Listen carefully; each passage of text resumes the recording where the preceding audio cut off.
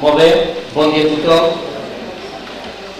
Els volem presentar les línies generals de treball d'un grup interuniversitari de la Universitat de Barcelona, l'INEC de Barcelona, la Universitat de Vic i la Universitat d'Atenes, pertanyents també els membres dels quals a diferents grups de recerca, que coincidim en un interès per una alternativa ecològica d'anàlisi observacional referida, en el nostre cas, a atletes discapacitats, del qual a més ha sorgit una extensa producció científica.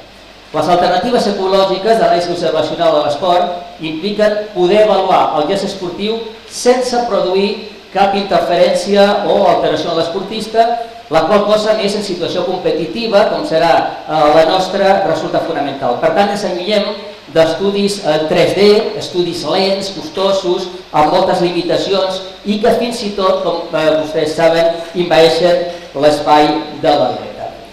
L'observació directa mitjançant sistemes en 2D implica una transducció de joc real, que té prou nivell d'observabilitat i compleix l'objectiu de descriure la situació i el context. A més, la metodologia observacional ha evolucionat notablement en les últimes dècades, la qual cosa queda sobretot maximitzada en l'aspecte tecnològic, amb la proliferació de programari i tecnologies de diferent índole, incloses evidentment les del tractament de les imatges que nosaltres també fem servir com en aquest cas. Les nostres recerques biomecàniques tenen com a objectius en relació directa amb l'esportista de discapacitat i sabem que l'aspecte competitiu és el producte d'una interacció de molts factors, però sobretot volem descriure les tècniques esportives, millorar el rendiment esportiu, ajudar a l'entrenament i als entrenadors i entrenadores, evitar lesions proposant també tècniques més eficaces, crear nous dispositius i mètodes de registre i anàlisi, donar visibilitat científica a l'esport adaptat i afavorir també la inclusió social. Però quin problema detectem? Perquè, com vostès saben, les realitzacions esportives, en el nostre cas, parlant d'atletisme, les marques, constitueixen evidentment l'objectiu final de l'entrenament i al seu torn també poden reflectir el nivell d'assimilació d'un determinat programa planificat de preparació de l'esportista. Si és així, ens podríem preguntar quina és la raó de ser dels nostres estudis biomecànics en competició, ja que, evidentment, el millor índex de rendiment és la pròpia marca o resultat esportiu. Però, precisament, aquí està el problema i la justificació dels nostres estudis, perquè el resultat esportiu, la marca, és científicament poc informatiu i massa globalitzador d'un acompliment. És a dir, necessitem saber què variables hi ha darrere d'aquesta marca i per això cal una informació més detallada sobre el grau d'implicació dels diferents factors que en un determinat esportista contribueixen al seu rendiment físic en competició. I aquí és on començaria la nostra tasca d'intervenció.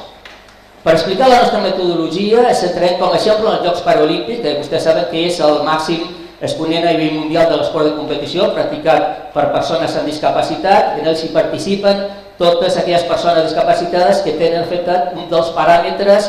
mental, motor i visual, és a dir, atletes cecs o amb deficiència visual, amb paràlisi cerebral, amputats en cadira de rodes i amb discapacitat intel·lectual. En els Jocs Paralímpics de Londres 2012, com ha dit anteriorment el doctor Josep Maria Prodigués, van ser l'únic grup internacional que va obtenir permís per realitzar l'estudi biomecànic a les proves d'atletisme, que a més són les proves, les disciplines més emblemàtiques d'aquests Jocs.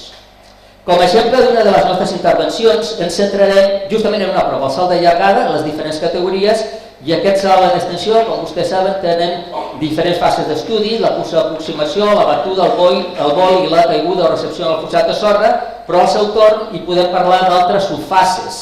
Per exemple, la cursa d'aproximació hi ha la literatura des dels anys 80 i trobem l'anàlisi de les últimes passes de la cursa que denominarem preparació de la batuda i aquesta al seu torn també la dividim en la fase d'implantació i la fase d'impulsió, o touchdown i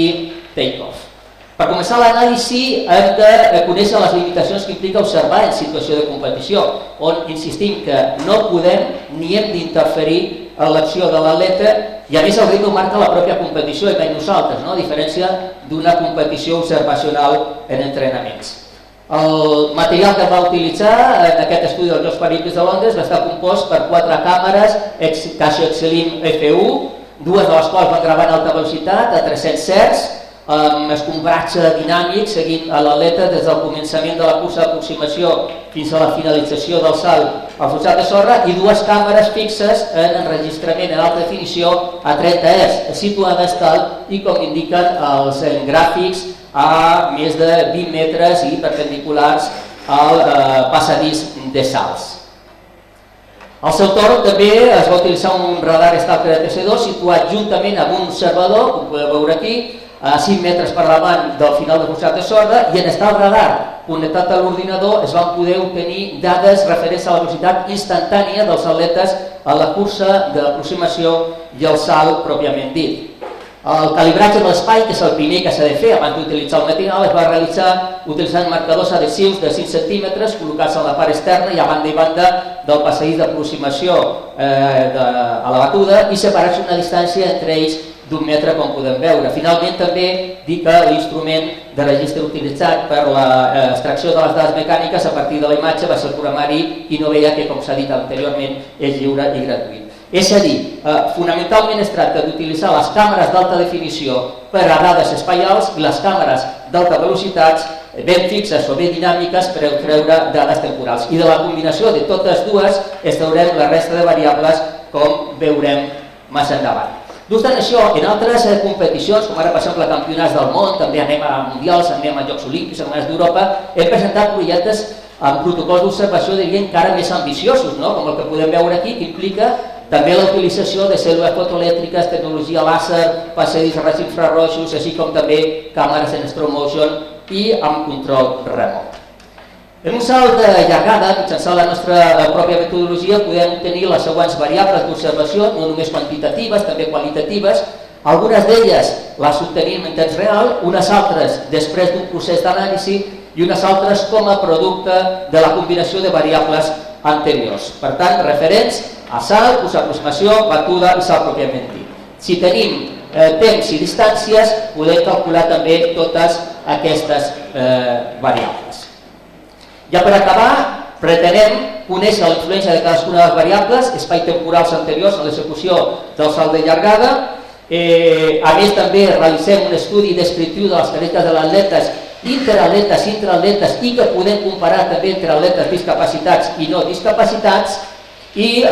per últim, les nostres intervencions en esportius de discapacitats no només es limiten a l'anàlisi observacional ecològic de les competicions, les quals, per cert, formen part actualment d'un projecte que tenim d'I+D d'Excel·lència del Ministeri d'Economia i Competitivitat, sinó que també tenen un caràcter, diria, més integral, molt més transversal. Així, per exemple, també en col·laboració amb el Centre de Medicina d'Esport de la Generalitat de Catalunya, el CAR de Sant Cugat i la Fundació CIDIDA hem realitzat anàlisis sinantropomètric, avaluacions fisiològiques de més de 100 esportistes discapacitat, estudi que ha estat subvencionat en convocatòria competitiva pel Consell Català de l'Esport. I un altre aspecte que el nostre grup ha desenvolupat és el de la motivació